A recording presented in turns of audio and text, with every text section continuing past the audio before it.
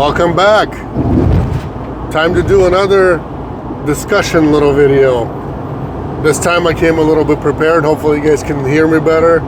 I know a lot of times people say, well, you know, the audio is not so great, so on and so forth. I hope it's good now because I've spent quite a bit of money on this setup, so I hope now it's going to be better. I know it's doesn't block off the background noise and things like that, but you know, I don't always have the time to pull over, sit down, and you know, do a whole 15-20 minutes or whatever and not drive, you know. So I wanted to talk today to you guys about the driver shopping around situation. Currently, this has happened before. This has happened, like, it pretty much happens almost every single year, to where drivers actually go and shop around trying to find themselves more pay, a company that will keep them busier than they are, and for the most part they're looking to get paid more per mile, and right now there's no exception. I mean, the trucking industry as a whole, the whole thing right now is down. It doesn't matter what you drive. If you're driving a semi-truck, flatbed, step deck, Conestoga, if you're driving a dry van, a reefer, it doesn't matter what you drive.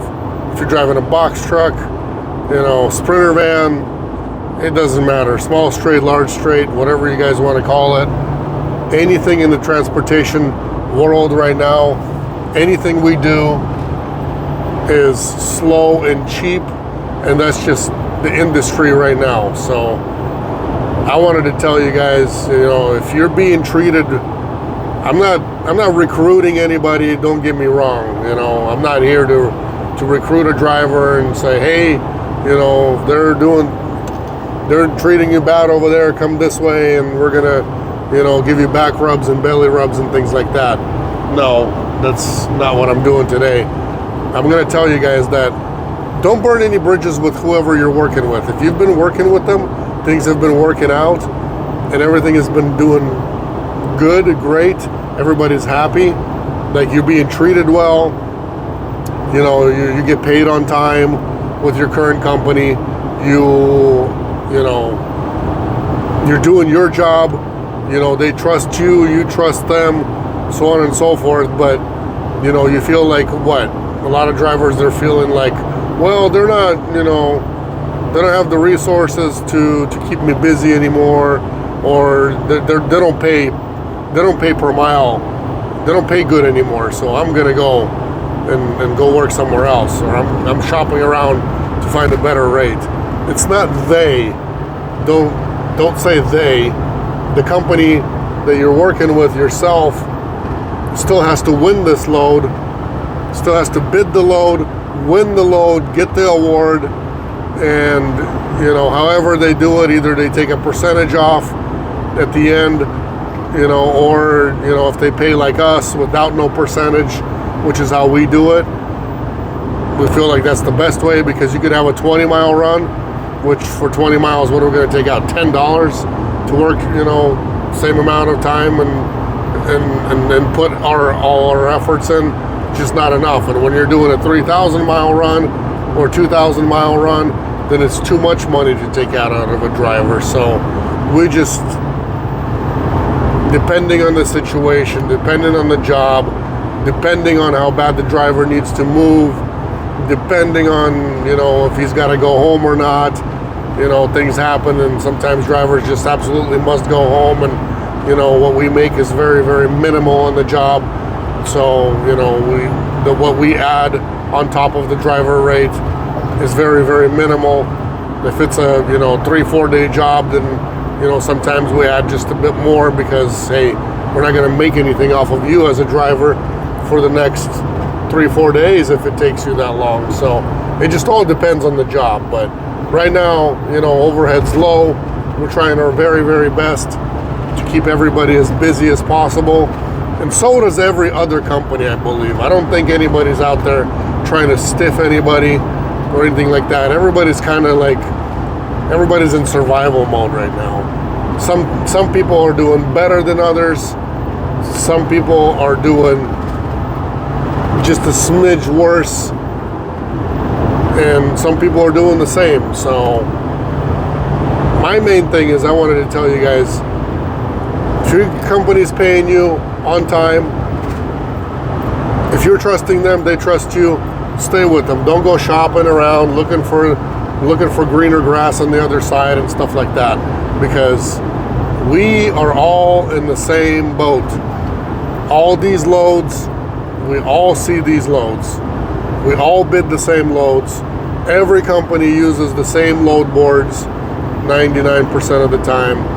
Sometimes we're being offered loads that haven't hit the load board, and sometimes a company could have an advantage of that. We do have some brokers that do that, that call us up or email us and say, hey, you got anybody there and there, because we want you guys on the job.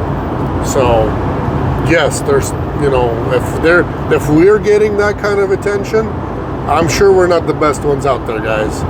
If we're getting that kind of attention and they want us on the job, I'm pretty sure that there's other companies out there that do an exceptional job just like we do and our drivers do, that some freight is being offered to them as well.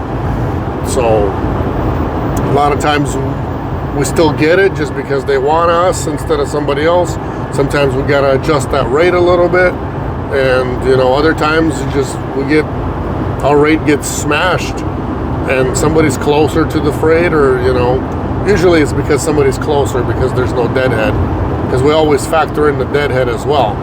That's the other thing, is our company versus other companies, we actually pay your deadhead 99% of the time. Sometimes if it's something small, or if we're bidding and we're not getting anywhere, then we say, hey man, let's just not worry about the deadhead of the 20-30 miles, maybe 40 miles sometimes. But if it's tiny deadhead, then we don't worry about it sometimes, and that's how we get the award as well. Us, as our company goes, we don't take out a percentage, as I said earlier, because I don't feel like in expediting, it's not even common that a company will take out percentages. That's practiced and used more in the semi world, in the big rigs. But some companies, they still do the percentage, but we do not do that. So if you're working with us, all our drivers know they're getting clean pay per mile. There's no reductions, deductions, there's no reserves, there's none of that.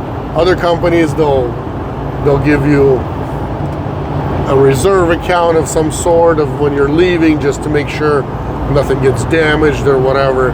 I've heard a lot of things. Some companies offer fuel surcharges. I don't even know what that is. We don't offer that. We don't bother with any of that. So there's none of that. Basically, I just wanted to put my face out there today and tell you guys, if you're a driver, for somebody that's sitting on the couch that's not in this industry, this conversation might be boring and not even something they want to watch. So if that's the case, you guys are more than welcome to shut it off, go watch something more entertaining. But if you guys are sitting behind the wheel, you guys are in this, we're all in the same boat. All these loads are being bid through the same load boards. Every company has access to them that's doing this stuff, and 99% of the time we're all battling for the same exact load. It's just going to be whoever's closer is going to win. Whoever has the bigger vehicle, maybe when the dimensions are really close, so they could win. Could be a preference of who they want on the job. Somebody that never messes up, or somebody that messed somebody up and they don't give it to you and give it to somebody else. Usually for us, we don't really mess up, so we don't have to worry about that. Our drivers usually don't mess up. Long story short, if you guys are not getting your rate per mile or not moving, then maybe you got to adjust your maybe you got to adjust your rates. Currently, to be able to be moving every single day, just like it was before 2023 hit, we started feeling the hit 2 weeks into 2023. Other companies have had it even before that, but us, we started feeling the slowness, the less loads and everything else 2 weeks into 2023. And right now, day by day, as it goes, the whole freight industry is getting worse and worse, slower and slower. There's a lot less loads on the board. The rates are a lot lower. Competition is still there, but the freight is not there. So you guys got to understand that, if you're sitting in an area where there's 30 or 40 like you, obviously, just to get moving, somebody's going to be bidding less per mile.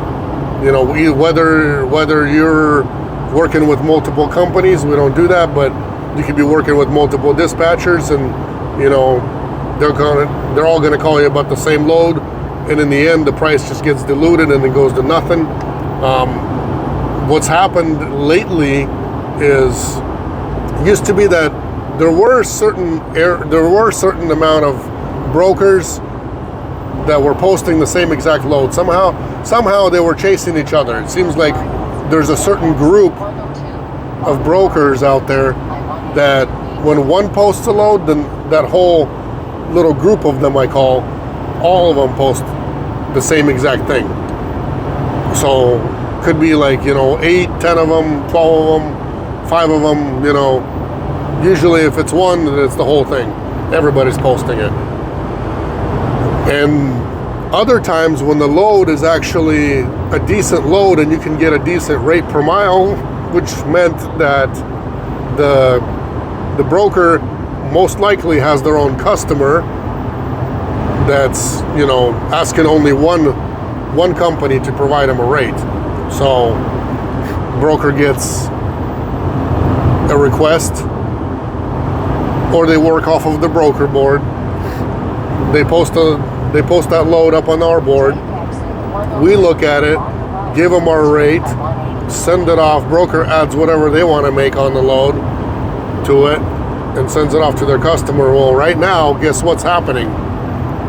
Currently, we're seeing this more and more every single day, daily, that more and more brokers are actually chasing each other. There's a lot less of their own customers. Seems like even their customer, who used to be only their customer, you would say, they're actually requesting requesting the rate from whoever can provide them a rate instead of just one company anymore. So what's happening is the shipper is looking to save money, customer's looking to save money, broker is looking to make as much as possible. We're looking to get paid as much as possible for the driver.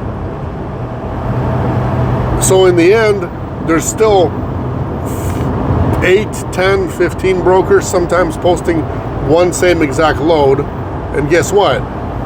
Everybody's bidding on that thing, and usually 99.9% of the time, we don't get it. Even if we bid with every single person who's posting that load, we don't get the load. And that means that it's either, I call it a waste of time, and I call it somebody just shopping around for a rate, and we 99% of the time try not to even bid on freight like that, because we never win it. If more than like 2 companies post it, that means the load is junk, it's a wash. We're never gonna get it.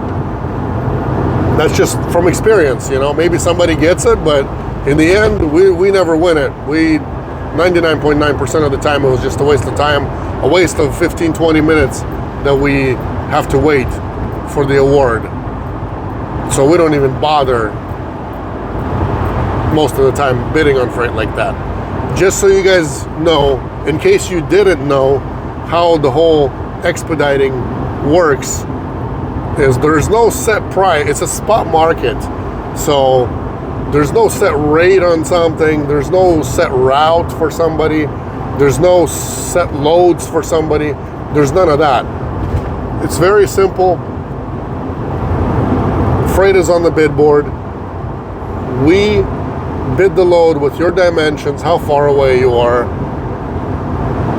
the rate, how quickly we can get it there, or we have to agree to their requests. Sometimes it's unreal, and if it's, you know, some brokers, they don't even care. If it's not within their posted time, they don't even bother checking with their client or their customer, they call it. It's funny how they say, quoting my customer. It's not your customer when there's 20 of you guys posting that same load. That customer is not your customer. That's somebody just shopping around looking for the best price. He's not your customer. Don't call it your customer. If you're a broker watching it, don't call him my customer until he's actually your customer and you have the bill of lading and the, you know, paperwork in hand. That's when it's your customer.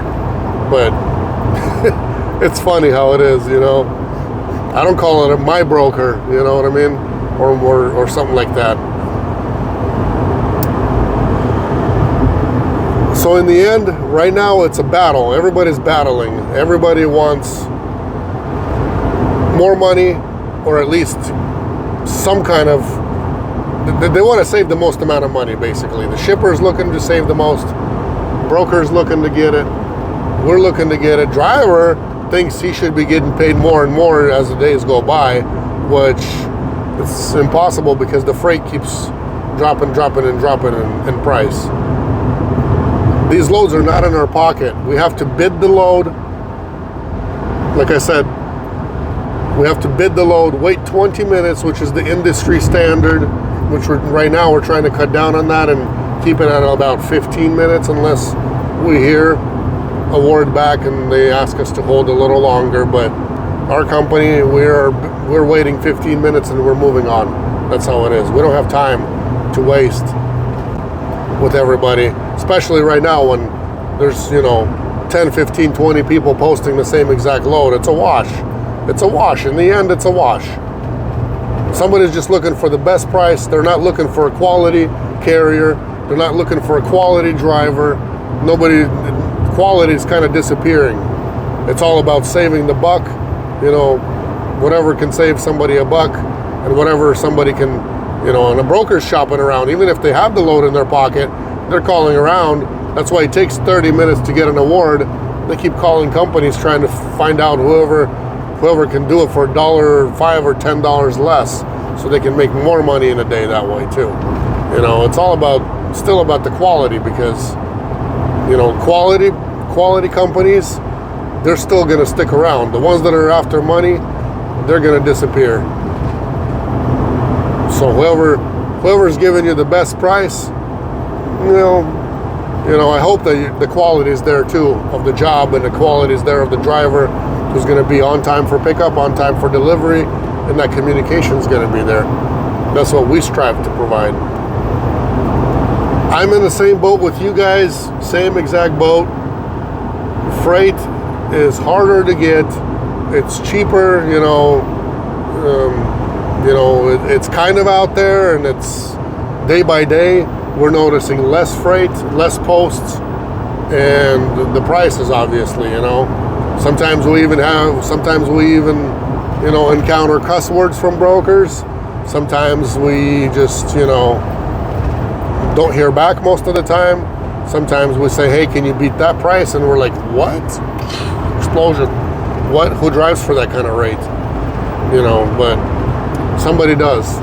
Somebody does, because when there's freight out there and we're bidding it and we can't win it, then it's very, very obvious that somebody's out there driving for less and hauling it for less. So the strong will survive.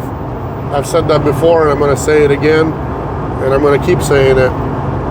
The weak ones will fall off. The people that don't love the job, you know, there's going to be a lot less competition.